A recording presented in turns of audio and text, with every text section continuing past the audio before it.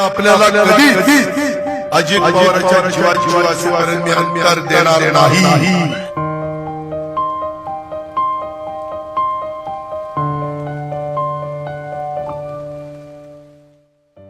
उपमुख्यमंत्री अजित पवार यांचे 28 जानेवारी रोजी विमान अपघातात निधन झाले। त्यांच्या निधनानंतर पवार कुटुंबासह महाराष्ट्रातील राष्ट्रवादी पक्षाच्या कार्यकर्त्यांवर दुःखाचा डोंगर कोसळला।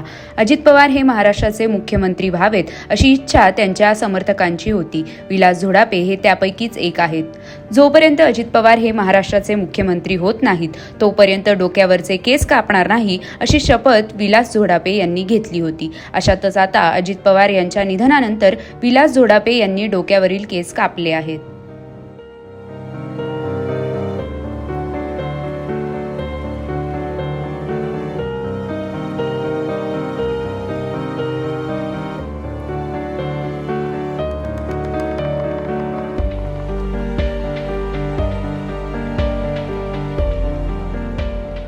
आज आदरणीय अजितदादा अनंतामध्ये विलीन झाले।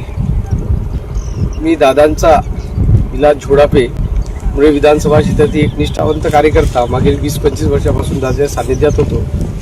2024 नंतर दादा मुख्यमंत्री व्हावे अशी मी शपथ घेतली होती।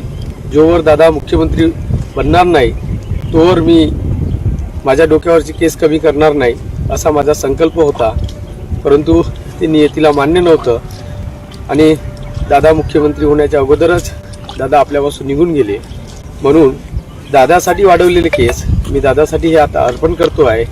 हे दादांच्या गावचे म्हणजे आपल्या काठीवाडीतले श्री राजेंद्र आपले कळणे यांच्या या कारागिरांच्या हस्ते मी इथे नीरा करा या नदीच्या संगमावर सोनगाव ठिकाणी माझे हे केस दादांसाठी अर्पण करतो आहे।